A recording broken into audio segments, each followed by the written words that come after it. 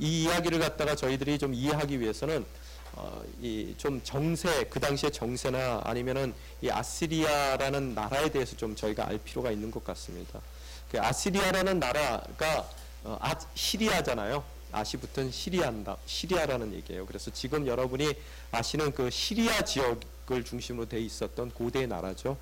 그래서 BC 1350년경에 티그리스강 유역에 세워진 작은 나라로 시작을 했던 그런 나라입니다. 그래서 BC 612년까지 약 한 730여 년, 740년 정도 존재했었던 나라고요. 그 나라가 어느 정도로 컸었냐 하면은 동쪽으로는 인도까지 그 제국이 확장됐었고요. 또 서쪽으로는 애국까지, 저희 이집트까지 확장이 됐었고, 한번 그림을 그려보세요. 인도에서 애국, 또 북쪽으로는 러시아까지, 또 남쪽으로는 아라비아의 그 벨릭스라는 곳까지 확장이 돼 있었다는 거예요. 그래서 지도를 이렇게 보시게 되면은 여러분이 시리아를 한번 티그리스강을 생각을 하시고요. 그 일대에 보이는 모든 땅이 다 이 아시리아라는 제국의 땅이었다라는 거예요. 그러면 아시리아라는 그 이름이 어디서 나왔는가? 제가 잠깐 자막을 준비했는데요. 이 아수르라는 그런 신의 이름에서 나오는 거예요. 그래서 아수르라고 부르기도 하죠, 저희가요. 그래서 그 아수르라는 아니면 아슈르라는 그런 영어 단어에서 이 이름에서 나왔는데요. 당시에 아시리아 사람들은 그 폴리티즘이라고 그러죠. 이렇게 다신론을 갖고 있었던 사람들이에요. 그래서 그 신들이 꽤 많은 신들이 있었는데 그 신 중에서 그 아수르라는 신이 있었어요. 그래서 여러분 잘 보시면은 뭐 이상한 걸 타고 있고요. 손에는 활을 쥐고 있고 아마 뒤에 배경은 그 태양일 것 같아요. 그래서 많은 신들 중에서 이 아수르라는 신 자체가 가장 그 높은 신이래요. 그러니까 뭐 그리스 신화로 하면은 제우스 정도 되는 거겠죠. 그래서 그 신의 자기네들이 섬기는 신들 중에서 가장 높은 신의 이름을 따서 아수르라고 아시리아라고 이름을 줬던 것 같아요. 그래서 그 많은 왕들 중에서 두 번째 넘겨주실래요? 예, 이 나라가 굉장히 그 전쟁을 많이 했던 나라고요. 굉장히 군사력이 뛰어났다라고 사람들이 이야기를 합니다. 그래서 굉장히 도덕적으로 엄격한 나라였다라고 얘기를 하고요.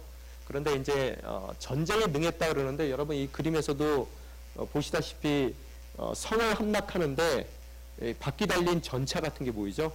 그래서 성 높이하고 똑같이 그 전차를 크게 만들어요.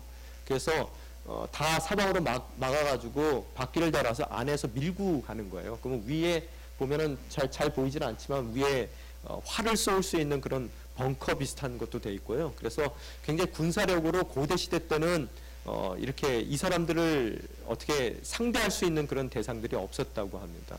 그래서 저런 거 갖고 전쟁을 하고 보면은 이 사람들이 특히 잘했던 게 뭐냐 하면은 이렇게 전쟁을 해서 가게 되면은 포로들을 거의 살려두지를 않아요. 그래서 위에 그림 보이시는 것 같이 사람들을 꼬챙이에 꽂아서 산채로 꽂아서 죽이는 그런 만행들을 저질렀다고 합니다. 그리고 그 다음 거 보여주시면은요 그런 나라였고, 그래서 오늘 성경에 나오는 사람 중에서 우리가 누구죠? 디글랏 빌레셋이라는 3세라는 사람의 모습이거든요. 이 사람이 극악무도한 거로 유명한 사람이에요. 그래서 전쟁을 꽤 많이 했었는데 이 사람의 특징이 뭐냐 하면은 전쟁을 해서 어떤 나라를 이렇게 침공을 해서 정복을 하게 되면은 이주 정책을 사용했어요. 이 사람 처음으로 역사상. 그래서 들어가서 모든 그 땅에 있는 사람들 중에서 지도층들, 똑똑한 사람들은 다 다른 곳으로 이주시켜 버리고요. 또 다른 데 자기네들이 정복한 땅에서 거기서 이주민들을 데려다가 그 땅에 채워넣어 버려요. 그래서 그 자폰 정책이라고 그러죠. 그래서 다른 민족들끼리 결혼을 시켜서 아예 민족 자체를 말살시켜 버리는 것으로서 자기네들한테 이렇게 반항하지 못하도록 만든 그런 정책을 썼던 사람입니다. 근데 이 사람은 어느 정도냐 하면 보통 아버지가 왕이면은 왕이 아들이나든지 장군들을 갖다 전쟁터에 보내잖아요. 근데 그렇지 않고요. 자기 아들을 정치하는 데다 놔두고요. 자기네 고향 니느웨에다가 놔두고 자기가 직접 전쟁터를 누비던 사람입니다. 그래서 어떻게 보면은 호걸이죠, 호걸. 근데 이 사람의 특징이 뭐냐 하면은 포로를 잡으면은 산채로 껍질을 벗긴답니다. 보는 앞에서. 그래서 어디를 정복하게 되면은 그 정복해서 모든 사람들을 다 그 리더들을 잡아다가 사람들 보는 앞에서 다 껍질을 벗겨 버린대요. 그런 거로 유명한 사람입니다. 그래서 이 사람의 기념비에 뭐라고 써 있냐면요. 한글로 번역을 하니까 이렇게 써 있어요. 나는 귀족의 껍질을 벗겼고 3,000명의 포로를 불로 태워 죽였고 나는 한 명의 포로도 남겨두지 않았다. 나는 그들의 손과 발을 자르고 코와 귀를 베어내기도 하였다. 수많은 제가 뭐라고 제 글씨를 못 알아보겠네요. 예, 하여튼 그래서 사람들을 갖다가 통째로 굽기도 했대요. 그 정도로 아주 극악무도한 그런 사람이었습니다. 그래서 이 사람이 처음에 나왔던 사람이고요. 그래서 이 사람 이름이 뭐라고요? 디글랏 빌레셋. 바로 오늘 본문에 나왔던 어제 본문에 나왔던 사람이죠. 그 3세고요. 그다음에 이 사람이 아들을 낳게 되는데 그 아들 이름이 넘겨주실래요? 바로 이 사람이에요. 그래서 이 사람이 셀만에셀 5세, 셀만에셀 5세인데 이 사람은 아버지한테 그 권력을 물려받고 2년밖에 왕노릇을 못했어요. 그리고 죽었는데 그 2년 왕노릇 할 때 오늘 읽으신 이 사건이 일어난 거예요. 오케이? 그 다음에 이 사람이 요게 보면은 성경을 보면은 우리 성경에 5절에 보면은 뭐라고 써 있습니까? 아시리아 왕은 이스라엘 모든 지방을 침략했고 사마리아까지 올라가 3년 동안 그것을 포위했습니다. 라고 써 있잖아요. 이 3년 동안 포위하고 있는 기간 동안에 왠지는 모르지만 역사들은 기술을 하고 있지는 않지만요. 이 사람이 지금 방금 보여드렸던 바로 이 사람이요. 3년 포위하고 있는 사이에 갑자기 죽게 돼요. 그래서 이 사람을 대신해서 사르곤 2세라는 사람이 또 왕이 되거든요. 다음번요. 바로 이 사람인데요. 이 사람이 사실은 우리 열왕기 하에는 누구예요? 그 살만 에셀이라는 사람이 이 사마리아를 멸망시킨 거, 북왕국을 멸망시킨 거로 되어 있지만요. 실제적으로 역사를 봤을 때는 이 사르곤 2세가 북왕국을 멸망시킵니다. 그래서 근데 이 사람은 그 마무리만 했을 뿐이고 3년 동안 정말로 멸망당할 수 있는 큰 전쟁을 치렀던 사람은 누구예요? 그 살만 에셀이기 때문에 아마 성경은 살만 에셀이 이 사마리아 이 북왕국을 멸망시켰다라고 이야기하는 것 같아요. 자, 전반적인 그림이 그려졌습니까? 그래서 다시 처음 사람으로 들어가면요. 처음 사람, 이 사람 말고요. 다음 사람. 이거 말고요. 다음, 뒤로. 예, 이 사람이요. 예, 그래서 이 디글랏 빌레셋이라는 3세라는 사람이 아시리아 제국을 건축하는데 가장 큰 공헌을 했던 사람인데요. 이 사람이 갖고 있었던 것이 뭐냐면은 서방 정책을 쓴 거예요. 서쪽으로 전진하는 정책을 썼어요. 그래서 여러분 그림을 좀 그려보시면 티그리스강 유역에서 서쪽으로 움직이게 되면 뭐가 나와요? 예, 아람 왕국을 만나게 된단 말이에요. 또 아람을 지나서 요단강을 건너면 누가 있습니까? 예, 이스라엘이 있는 거예요. 그래서 이들이 서쪽으로 옮겨가니까 그 당시에 가장 그 근처에서 강대국이었던 곳이 어디입니까? 아람이죠. 여러분 기억나시죠? 그래서 열왕기 다 재미없어 보이시는데 좀 들으세요. 네. 열왕기 하에 보면은 그 이스라엘을 계속해서 힘들게 하고 어렵게 했던 그 나라가 아람 왕국입니다.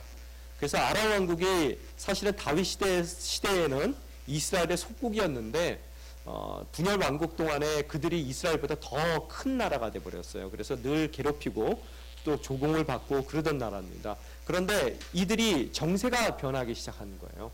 이 아시리아라는 신흥국이 서쪽으로 자꾸 움직이게 되니까 자기네들하고 부딪히게 되는 거예요. 그래서 그들이 아직까지 주도권이 있으니까 그 자기네 서쪽에 있는 나라들과 연계를 해서 그 서진을 하고 있는 아수리아를 막으려고 하는 그런 움직임이 있었습니다. 그래서 특별히 손을 잡았던 것이 누구냐 하면은 베가가 누구예요, 여러분? 기억나세요? 베가가 누굽니까? 북왕국의 왕이었었죠, 그죠? 그 당시에. 그래서 그 당시에 아람의 왕은 르신입니다. 르신이 베가와 손을 잡고 또 자기네 둘만 있으면 안 돼요. 왜? 더 많은 사람들이 함께 연합을 해야지 그 서진하고 있는 아시리아를 막을 수가 있단 말이에요. 그래서 그들이 또 끌어들이려고 했던 나라가 어디입니까? 여러분, 예, 오늘 새벽에도 본문 말씀 가운데 나오는 얘기지만 아하스를 끌어들이려고 했단 말이에요. 아하스는 어느 나라 왕이었었어요? 예, 유다의 왕이었었죠. 그죠? 그런데 여러분 어떻게 했습니까? 아하스가 그들과 손을 잡았어요? 안 잡았어요? 안 잡았어요. 왜 안 잡았어요? 아하스가 정말로 나쁜 왕이거든요. 나쁜 왕임에도 불구하고 그가 손을 안 잡았어요. 그 아람 쪽 사람들하고요. 왜 안 잡았습니까? 이사야가 잡지 말라 그랬단 말이에요. 그래서 이사야 다른 거는 하나님의 말씀을 안 들었는데 손잡지 말라는 얘기를 들어가지고 그가 어떻다고요? 그들과의 연합을 거절하게 되더라는 거예요. 그래서 그 연합이 거절되는 바람에 어떻게 됩니까? 이 이스라엘과 북왕국과 아람이 연합군을 조성해서 어떻게 돼요? 이 유다를 침공하게 되더라는 거예요. 그죠? 그게 언제 말씀이었었죠, 여러분? 그게 저희 화요일 말씀이었었나요? 오늘 말씀이었었나요? 예, 화요일 날 말씀이죠. 예. 그래서 침입을 받게 되니까 유다가 침공을 받게 되니까 아하스가 하나님께 돌아가서 하나님께 구원을 요청을 해야 됨에도 불구하고 어떻게 합니까? 그가 아시리아에게 그 구원을 요청하게 되더라는 거예요. 그때 아시리아 왕으로 등장하게 됐던 사람이 아까 이야기했던 디글랏 빌레셀이라는 사람이에요. 그래서 그 사람이 원정을 와줘요. 원정을 와줘서 어떻게 됩니까? 아람을 쓸어버립니다. 그래서 여러분 16장 9절 말씀을 잠깐 보게 되면은 어떻게 써 있습니까? 아시리아 왕은 그 말을 듣고 다메섹을 치러 올라가 그 성을 함락시켰습니다. 아시리아 왕은 다메섹 거주민들을 포로로 잡아 길성으로 끌고 갔고 르신을 어떻게 했다고요? 죽였습니다. 그래서 이 역사 문헌에 보면은 르신을 어떻게 죽였냐면 아까 여러분 꼬챙이에 꽂아놓은 거 보셨죠? 그렇게 해서 그 다메섹에서 성문 앞에다가 세워놓고 꼬챙이를 세워놓고 거기에 꽂아서 죽이게 되는 그런 일이 일어나게 되더라는 거예요. 그러고 나서 오늘 여러분 아침 새벽에 큐티 하신 분들은 아시는 것 같이 아하스가 어떻게 됩니까? 다시 다메섹으로 건너가서 어떻게 된다고요? 그 아시리아의 왕에게 그 경의를 표하게 되는 거죠. 그러면서 그가 뭘 보게 됩니까? 다메섹에서 예, 제단을 보게 되죠. 아시리아의 제단을 보게 된다는 거예요. 당시에 여러분 이 고대 사람들의 전쟁은 사람들의 전쟁이라고 생각지 않죠. 신들의 전쟁이라고 생각하죠. 그래서 이 아시리아도 항상 그들은 자기네 제단을 옮겨 갖고 다녔던 것 같아요. 그래서 나중에 그 나라가 정복되면은 그 정복지에 있는 리더들이 자기네들한테 와서 머리를 조아리고 경의를 표할 때 그 제단 앞에서 자기네들 제단 앞에서 그 모든 인사를 받았던 것 같아요. 근데 가보니까 어떻다고요? 아하스가 너무 그 제단이 화려하고 멋진 거예요. 그 제단에 매혹된 거예요. 왜? 강대국의 제단이란 말이에요. 그래서 그가 어떻게 했다고요? 오늘 아침 성경에 보면요. 그거를 유심히 라야라는 그런 단어가 써 있는데 보다라는 뜻인데요. 그가 그냥 힐끗 본 게 아니라 관찰을 해서 그 모든 것을 봤어요. 그래서 그림으로 그려서 자기의 예루살렘에 있는 우리아라는 제사장에게 보내서 똑같은 제단을 만들어서 하나님의 성전을 아시리아 제단 같이 만들어 버리는 사건이 일어나게 되더라는 거예요. 오늘 그게 이제 배경입니다. 그 배경 가운데서 오늘 일이 일어나더라는 거예요. 그래서 오늘 사실은 아침에 제가 코키틀람에서 챌린지를 드렸던 게 뭐냐면은 아하스가 아시리아의 제단을 그대로 베껴왔다 그랬잖아요. 여러분 왜 그랬냐는 거예요. 한번 생각해 보세요. 여러분은 안 베끼십니까? 여러분 삶 가운데 여러분이 모델로 삼고 있는 그런 대상은 뭐냐는 거예요. 믿음 생활하는 우리 삶 가운데서요. 행여 사회적으로 출세하고 세상적으로 정말로 잘 나가는 사람들이 여러분 인생의 모델이 돼서 그들의 모델을 그대로 베껴다가 여러분 또한 그런 성공한 삶을 지향하고 있지는 않느냐는 거예요. 그죠? 왜? 세상으로는 너무나 잘 나가는 아시리아입니다. 모든 것이 화려하고 모든 것이 세련됐어요. 또 사회적으로 보더라도 세상적으로 보더라도 너무나 출세한 그런 뭐예요? 제단이란 말이에요. 그래서 그 제단을 내 삶 가운데 가지고 오는 그런 미련한 아하스와 같은 죄를 여러분이 범하지는 않느냐는 거예요. 만약에 나는 이제 늙어서 정말로 이제는 희망이 없어서 그런 세상적인 출세를 내가 이루지 못한다라고 생각해서 내 거는 포기했지만 행여 내가 이루지 못한 그런 세상적인 출세를 여러분 자녀들 삶 가운데 또한 아스리아의 제단을 여러분이 그대로 베껴다가 그들에게 그것을 모델 삼아서 세상적인 출세와 성공을 하기를 여러분이 그 자녀들을 푸시하고 있지는 않느냐는 것을 여러분이 물어보셔야 되더라는 거예요. 우리가 모델을 삼아야 될 것은 뭡니까? 여러분, 믿음의 선조들이에요. 아스리아의 왕이 아닙니다. 또 우리가 모델을 삼아야 될 것은 아브라함의 제단이었고요. 또 이삭의 제단이었고 야곱의 제단이고요. 나중에 가서는 다윗의 제단이지 결코 아스리아의 제단은 아니라는 거예요.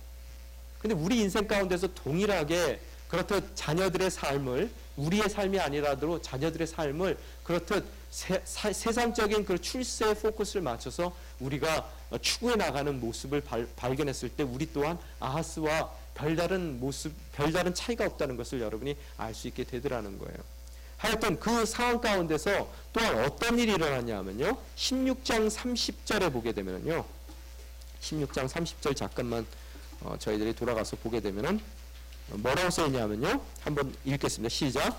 그 후 우시아의 아들 요담 20년에 엘라의 아들 호세아가 르말리아의 아들 베가를 반역해 그를 죽이고 뒤를 이어 왕이 됐습니다. 라고 써있어요. 누가 누구를 죽였다고요? 호세아가 베가를 죽였어요. 어디서요? 지금 무슨 얘기입니까? 북왕국의 얘기예요. 자, 아까 말씀드렸죠. 좀 헷갈려요.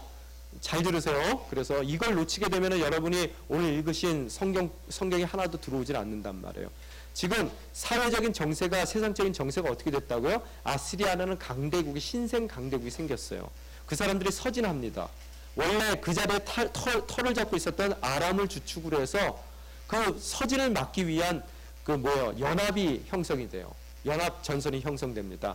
거기에 가장 중추적인 역할을 했던 것이 아람 왕 르신이고, 그 다음에 이스라엘 왕 이스라엘 왕 누구라고요? 베가였었어요. 그래서 둘이 유다까지도 그 전선에 끌어내려고 그랬는데 유다의 아하스가 나쁜 왕이지만 이사야의 말을 듣고 노합니다. 그래서 거기 끼질 않아요. 그래서 그들이 유다의 왕의 버릇을 고치기 위해서 연합군이 쳐들어 내려오게 되더라는 거예요. 그때 유다의 아하스가 누구에게 구원을 청한다고요? 아시리아에게 구원을 청하더라는 거예요. 그림이 그려지죠? 그죠? 적의 적은 누구예요? 친구예요. 그래서 그렇게 구하게 되니까 아시리아 왕이 그냥 내버리지 않고 어떻다고요? 그걸 또 기회로 삼아서 아람을 치게 되더라는 거예요. 아람을 쳐서 아람의 왕 다베섹에서 그 르신을 꼬치에 꽂아 죽이고요. 그 다음에 북왕국도 무너뜨리지는 않지만 거기에 왕 베가가 자기에게 대항을 했던 사람이잖아요. 그 사람을 호세아와 갈아쳐버리더라는 거예요. 호세아라는 사람을 도와줘서 베가라는 왕을 죽이고 그 자리에 앉게끔 해주더라는 거예요. 자, 그림이 왔습니까? 예, 그 상황 가운데에서 오늘 성경을 봐야 되겠더라는 거예요. 그래서 1절에 뭐라고 써 있습니까? 한번 같이 읽겠습니다. 시작. 유다왕 아하스 12년에 엘라의 아들 호세아가 사마리아에서 이스라엘 왕이 돼 9년 동안 다스렸습니다. 그래서 호세아가 베가를 없애버리고 아스리아의 배경을 입고 이스라엘의 왕이 돼서 9년 동안 다스렸다는 거예요. 근데 호세아가 어떤 사람이었습니까? 자, 2절 읽겠습니다. 시작. 호세아는 여호와 보시기에 악을 저질렀지만 그 전에 이스라엘 왕들과는 달랐습니다. 뉘앙스가 어때요? 좋아요, 나빠요? 예, 나쁜 사람이에요. 이게 다른 이전의 이스라엘 왕들과 달랐습니다라고 써 있다 그래서 여러분 좋게 보시면 안 되고요. 5대 못된 왕들 중에 하나예요. 이 사람도요. 이 북왕국이에요. 그래서 그가 악을 저질렀지만 그래도 앞에 있었던 4명보다는 좀 낫더라는 얘기를 하고 있는 거예요. 그렇지만 나쁜 왕이에요. 그래서 그가 배경이 아스리아였었죠. 아스리아의 후원을 받아서 그가 구테타를 일으켜서 베가를 죽이고 왕이 됐던 사람이에요. 근데 3절에 보니까 어떻게 됐다고요? 다시 읽겠습니다. 시작. 아스리아 왕 살만에셀이 호세아를 공격하려고 올라왔습니다. 호세아는 살만 에셀의 종이 돼 그에게 조공을 바쳤습니다. 원래 이 차례가 좀 바뀌었는데요. 무슨 얘기냐면은 원래 처음서부터 아시리아의 배경을 갖고 왕이 됐기 때문에 그 아시리아 왕의 종노릇을 했던 사람이에요. 그래서 조공을 늘 바쳤는데 조공을 바치다 보니까 무슨 생각이 드냐면은 아까운 생각이 든 거예요. 그게요. 마음이 좀 변했습니다. 그래서 몰래 그가 어떻게 했다고? 4절에 보면은 몰래 이집트의 왕 소에게 사절을 보내요. 그래서 북으로는 뭐가 있었습니까? 아시리아가, 북동쪽으로는 아시리아가 존재하고 있었고요. 남서쪽으로는 누가 존재하고 있어요? 애굽이 존재하고 있는 나라란 말이에요. 그때 어떻다고요? 늘 조공을 바치고 얼마나 힘들게 했겠어요. 맨날 우리나라 고려시대 때 뭐라 그러죠? 몽고인가요? 몽고가 그렇게 괴롭히듯이 괴롭힘을 당했단 말이에요. 그래서 이 남쪽에 있는 나라에게 조금 기대해 보려고 노력을 했던 거예요. 그래서 이쪽에 조공을 끊고 남쪽에 소예요. 소 이름이 이집트 왕 이름이 소예요. 근데 이 사람이 실제적으로 누군지는 잘 몰라요. 그게 소라는 어떤 지병을 뜻하는 것 같기도 하고요. 그래서 하여튼 그때 어떤 한 사람이 있었는데 왕이 있었는데 그 사람에게 사절을 보냈어요. 근데 그것을 누구에게 걸립니까? 아시리아 왕에게 걸리더라는 거예요. 그래서 아시리아 왕이 조공도 안 주고 또 이 애굽 쪽으로 지금 서질을 하다 보면 결국적으로 부딪혀야 될 나라가 어느 나라입니까? 아시리아가 애굽하고 부딪혀야 되거든요. 그래서 애굽 쪽에 붙으려고 그랬던 그런 이스라엘을 혼내주기 위해서 어떻다고요? 그들이 호세아를 공격하러 왔더라는 거예요. 이해가 됐습니까? 그래서 결국 전쟁이 어떻게 됩니까? 이스라엘의 패로 끝나게 되는 것이고 호세아가 어떻게 됩니까? 여러분 4절 마지막 부분에 어떻게 됐어요? 그리하여 아시리아 왕은 호세아를 잡아 감옥에 가두었습니다. 이렇게 써 있어요. 그러면서 5절 한번 읽겠습니다. 시작. 아시리아 왕은 이스라엘 모든 지방을 침략했고 사마리아까지 올라가 3년 동안 그것을 포위했습니다. 모든 곳을 다 침략하고 약탈했는데 문제는 사마리아 성은 워낙 견고한 성이라서 3년 동안 포위를 했는데도 함락시키지 못했어요. 결국 BC 722년에 이 포위를 하기 시작했는데 3년이 지나서 720년에 결국 멸망을 합니다. 근데 아까 멸망시킨 왕이 누구라고요? 아시리아의 사르곤 2세입니다. 사르곤 2세. 역사적으로 보면은 그 사람이 함락을 시키게 되더라는 거예요. 그러고 나서 6절 한번 읽겠습니다. 시작. 호세아 9년에 아시리아 왕은 사마리아를 함락시켰고 이스라엘 사람들을 아시리아로 끌고 가 할라와 하볼 강가에 있는 고산과 메대 사람들의 여러 성에 정착시켰습니다. 여기서 여러분이 나오는 지명들은 신경 쓸 거 없고요. 이게 티그리스강 근처의 메소포타미아 지역이에요. 그곳으로 누구를 옮겨갔다고요? 사마리아에 있는 사람들을 옮겨갔다는 거예요. 제가 아까 말씀드린 대로 이주 정책을 쓰게 된 거예요. 그래서 그 사르곤 2세의 비석이 있는데요. 그 비석에 뭐라고 써 있냐면은 사마리아에서 약 27,290여 명을 포로로 끌고 갔다고 써 있어요. 그 비석을 보게 되면요. 근데 당시에 27,290명이라 그러면은요, 사마리아 전체 인구의, 그 시의 전체 인구의 3분의 1 정도에 해당된답니다. 그러니까 한 6만 명 되던 도시인데, 거기서 28,000명 정도를 끌고 간 거예요. 그러면은 이 얘기가 무슨 얘기냐면 거의 남자들은 대부분 다 끌려갔다라고 생각을 하시면 되는 겁니다. 그래서 어디로 끌려간다고요? 그들은, 메소포타미아 지역으로 끌려가게 되는 것이고, 또 오늘 여러분이 24절, 내일 말씀이죠. 모레 말씀이군요. 모레 말씀인 토요일 날 말씀이네요. 24절에 보면은 뭐라고 써 있냐면요. 아스리아 왕은 바벨론과 구다와 아와와 하맛과 스발와임에서 사람들을 데려다가 이스라엘 자손들을 대신해 사마리아 여러 성에 어떻게 됐다고요? 정착시켰습니다. 자, 이해가 됐습니까? 그래서 사마리아를 함락한 이후로 사마리아 성에 있었던 3분의 1 백성들을 갖다가 메소포타미아로 옮기고요. 또 다른 곳에서 자기네들이 점령했던 그 점령지에서 사람들을 대고 사마리아로 옮기게 되더라는 거예요. 그래서 그들을 자fon시켜서 결혼시켜서 그 후세들을 낳게 되는데 그 후세에 낳았던 사람들이 누구라고요? 사마리아 사람들이라는 거예요. 그래서 그 이스라엘 사람들이 그렇게 경멸하는 거예요. 그 사람들은요. 자기와 비슷하지만 너무나 다른 사람들이라는 거예요. 자, 그 모든 일들이 일어나게 됐더라는 거예요. 결국 이스라엘이라는 한 나라가 르호보암과 여로보암으로 분열되면서 그 나라가 존재한 것이 210년 동안 나라로서 존재를 합니다. 그 사이에 19번의 왕조가 바뀌고요. 또 그 중에서 19명의 왕이 있었고요. 9개의 다른 왕조가 있었고 19명의 왕들 중에서 8명은 살해를 당해서 죽게 돼요. 그런 엄청난 그 비극적인 역사를 갖고 있는 것이 이스라엘인데 결국 720년에 BC 720년에 망하게 되는데 그 망하게 된 모든 이유가 무엇인지를 7절서부터 24절까지 써 있는 거예요. 오늘 1절서부터 6절까지는 망한 것에 대한 기술이고요. 그래서 망하기만 한 것이 아니라 그들이 이주 정책을 통해서 민족이 말살되는 사건을 경험하게 되는 것이고요. 그런데 그 모든 이유가 사실은 역사적으로 보면은 무슨 이유를 갖고 있어요? 여러분, 역사적으로요. 호세아가 저울질을 하다가 잘못 애굽에 기우는 바람에 외교를 잘못해서 아시리아에게 함락당하고 멸절당하는 얘기죠. 이 겉으로 보기에는요. 그렇지만 그것이 역사적으로 겉으로 보기에는 그렇게 보인다 하더라도 실질적인 신학적인 이유가 있더라는 거예요. 신앙적인 이유가. 그것이 7절서부터 써 있는 얘기예요. 7절에 보면은 뭐라고 써 있습니까? 저희가 한번 읽겠습니다. 시작. 이 모든 일은 이스라엘 자손이 자기들을 이집트에서 끌어요. 이집트 왕 바로의 손에서 벗어나게 해주신 자기들의 하나님 여호와께 죄를 지었기 때문에 일어난 것입니다.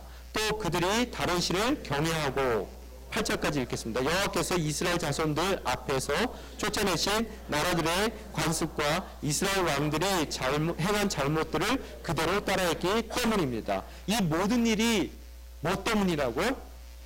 여러분? 여호와께 죄를 지었기 때문이라는 거예요.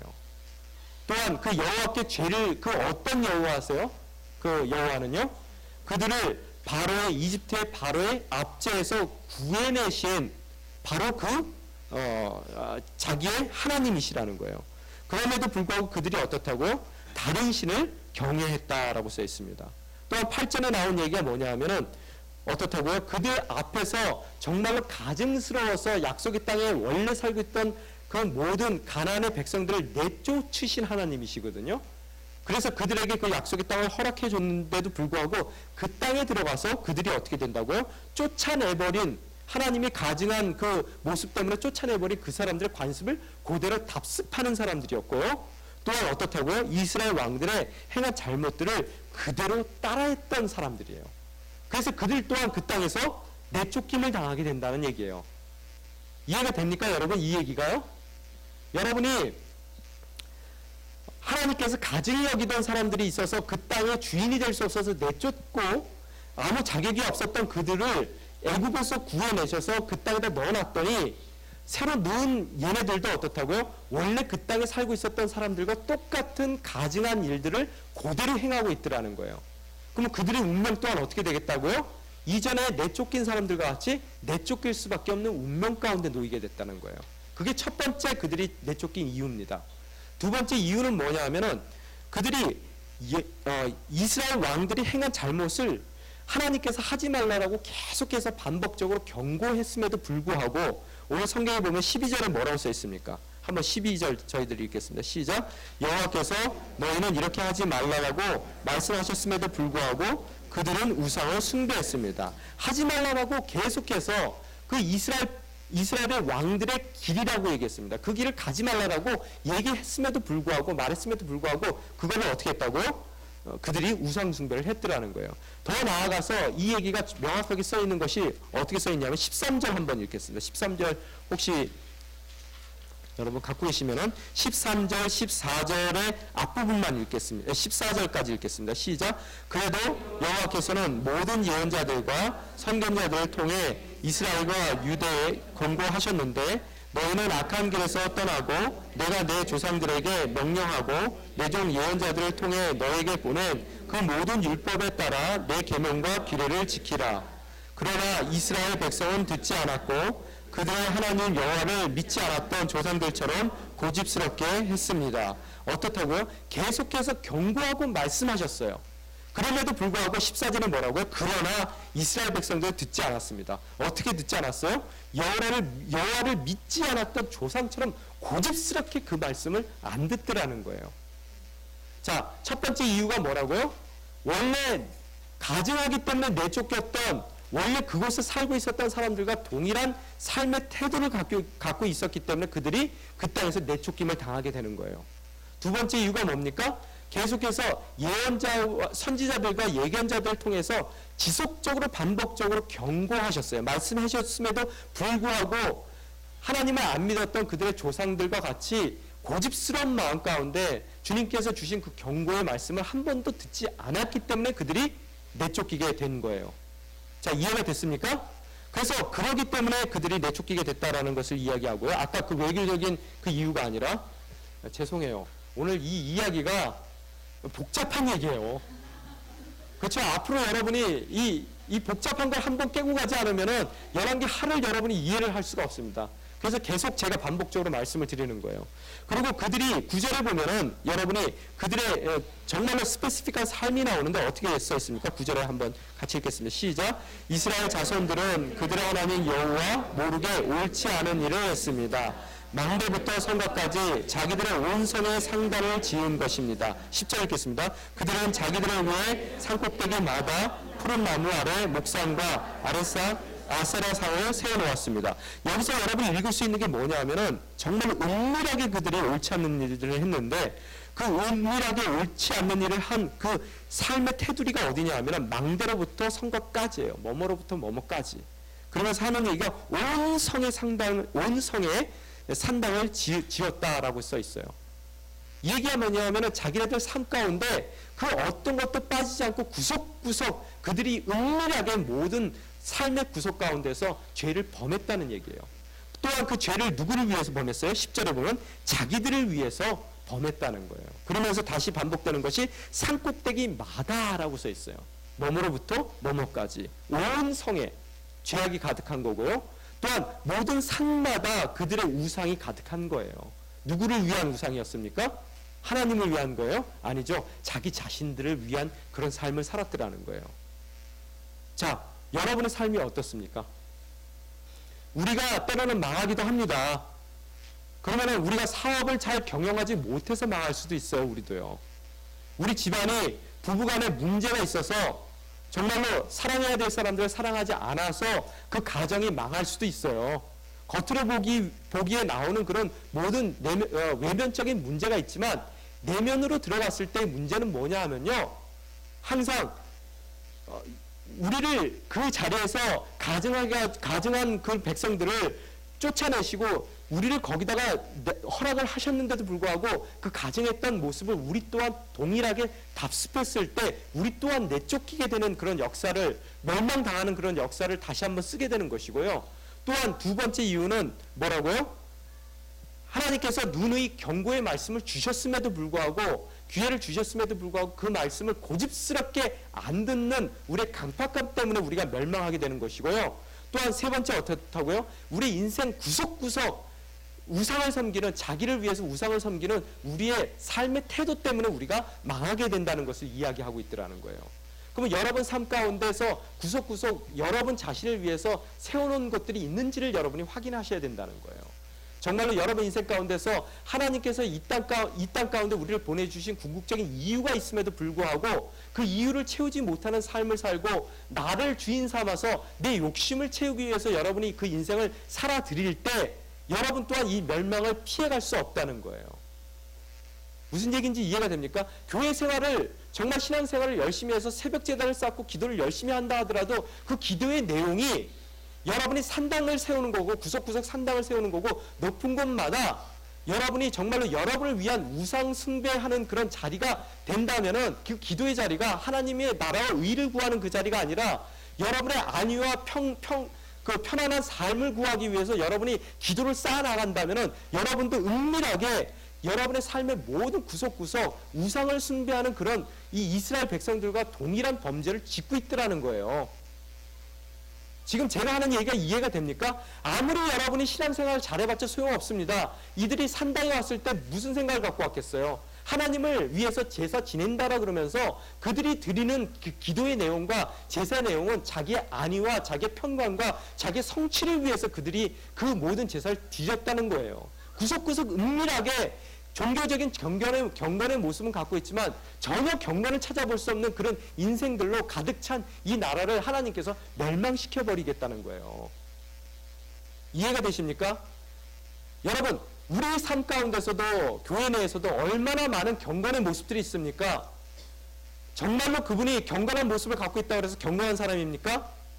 그 인생 가운데 그 나라의 의를 추구하지 않는다면 아무리 기도에 새벽 예배 열심히 나오고 기도의 탑을 많이 쌓는다 하더라도 기도에 덕을 많이 쌓는다 하더라도 그 말짱 소용없는 그런 경건의 모습이라는 거예요.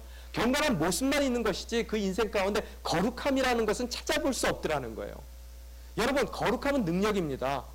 여러분이 진정 여러분의 삶을 구별해서 하나님의 나라와 의의를 또 그 주인 되시는 그분의 그 인생 가운데 주신 궁극적인 목적을 위해서 여러분의 삶을 다 드릴 때 그것이 능력이 되는 거예요. 그런데 우리가 교회를 나오면서도 나를 섬긴단 말이에요. 내가 좀 더 세상적인 아하스와 같이 정말로 우리 인생 가운데에서 멋진 아시리아의 재단을 쌓고 싶은 마음이 여러분 인생 가운데 있다면은 여러분 또한 오늘 이스라엘이 당했던 이 모든 어려움, 멸망의 그런 심판을 여러분 또한 피해갈 수 없다는 것을 이야기하고 있더라는 거예요.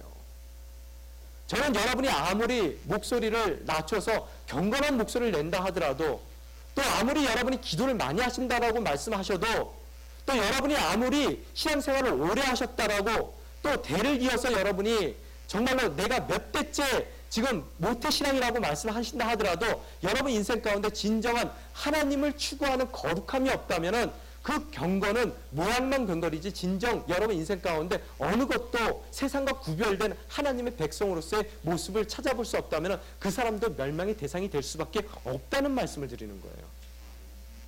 이해가 되십니까? 여러분, 예배 참석 안 하면은 경건한 사람 아닙니다. 여러분의 삶 가운데 여러분이 아직까지 주인이라고 생각하는 그런 마음이 있다면 여러분은 결코 경건한 사람이 아니에요. 그래서 여러분이 무슨 일을 하든지 능력이 여러분 삶 가운데 나타나지 않는 거예요. 또한 여러분을 기다리는 것이 뭡니까? 바로 이스라엘 왕국이 멸절당하는 것 같이 우리가 망하는 것뿐만 아니라 우리가 서 있었던 그 모든 자리에 이방인들로 가득 채워지게 되는 것이고요. 약속의 대상과 뒤섞여버리는 사마리아 사람들로 여러분의 인생이 가득 차버리는 그런 비참한 삶의 결과를 낳을 수밖에 없다는 것을 오늘 성경은 이야기하고 있더라는 거예요. 이해가 되셨습니까? 하나님께서는 그 경건의 말씀을 그러한 삶을 살아서는 안 된다는 경고의 말씀을 우리 삶 가운데 누누이 말씀해 주셨습니다. 지금 우리가 열왕기 상서부터 하까지 계속해서 연결되는 것이 뭡니까? 계속해서 그 여로보암의 길을 떠나지 못했다라는 이야기를 하고 있더라는 거예요. 또한 이 유다에 속했던 왕들 또한 그들이 이스라엘의 왕들의 길에서 떠나지 못했다라고 이야기를 듣고 있더라는 거예요. 우리의 삶이 만약에 동일한 삶이라면 우리 또한 어떻다고요? 이렇듯 멸절하는 인생을 살 수밖에 없더라는 말씀을 오늘 드리고 싶습니다. 오늘 모든 이야기를 정리하게 되면은 첫 번째 이스라엘이 멸망하게 됐던 원인, 첫 번째 원인은 뭐냐 하면은 3절과 4절에서 나타난 것 같이 어떻다고요? 올바르지 못한 선택을 했기 때문이에요. 북쪽으로는 뭐였었다고요? 아시리아가 있었고 남쪽으로는 뭐가 있었습니까? 애굽이 있었습니다.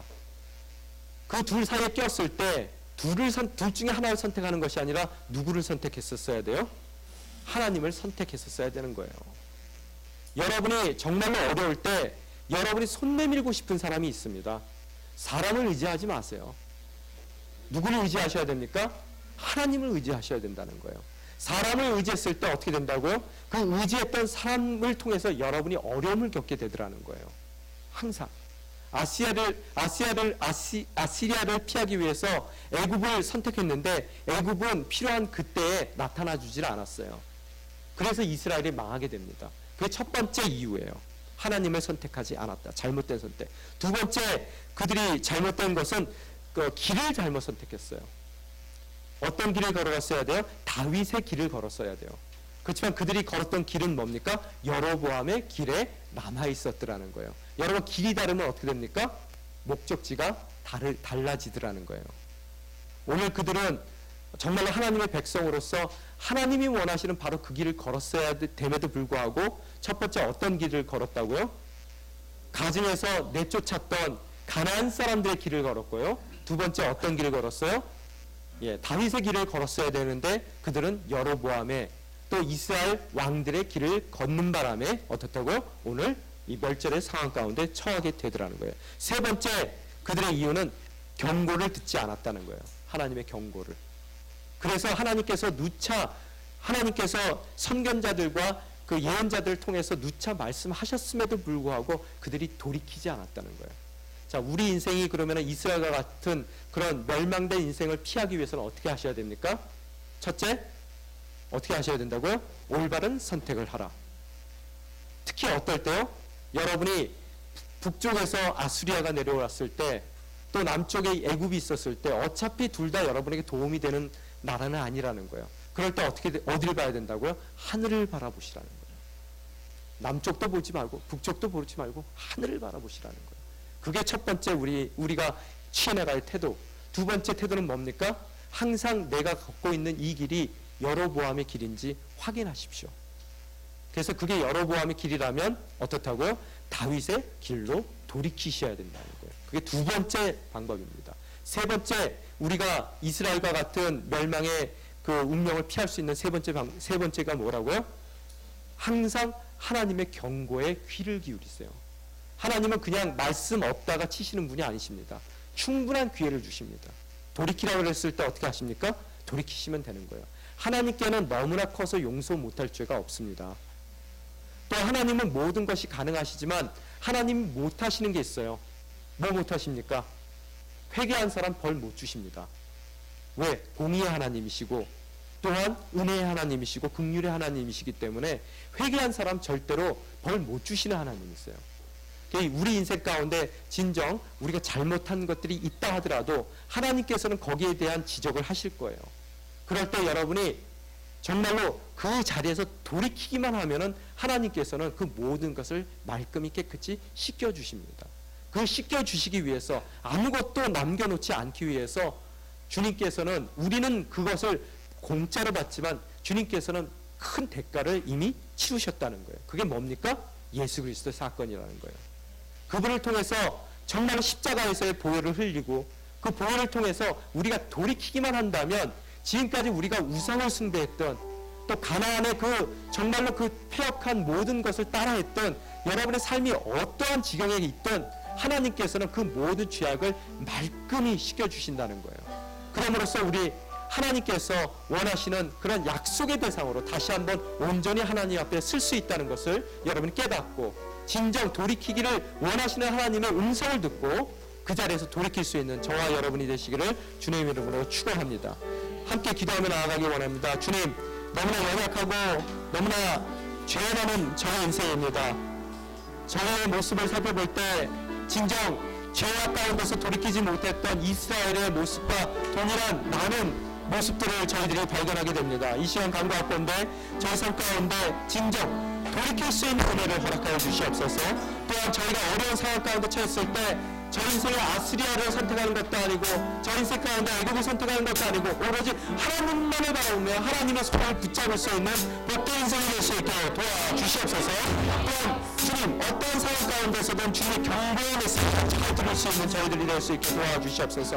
주님, 주님의 음성만 저희들이 귀를 기울여 들을 수만 있다면 돌이킬 수 있는 기회를 얻을 수가 있습니다. 돌이키기만 한다면 주님께서 모든 죄악을 말끔히 씻겨주신다는 약속을 저에게 주셨습니다. 주님, 어떠한 죄도 용서해 주시는 당신께 돌이킬 수 있는 우리의 사람들이 될 수 있게 도와주시옵소서. 또한 저희가 지금까지 여러분의 길을 가고 있다 하더라도 주님, 이 길에서 떠나서 다윗의 길을 갈 수 있는, 그러므로서 달과 같이 주님의 오른팔에 돌려서 쓰임받을 수 있는 귀한 당신의 백성들이 될 수 있게 도와주시옵소서. 함께 기도하며 나아가십시오.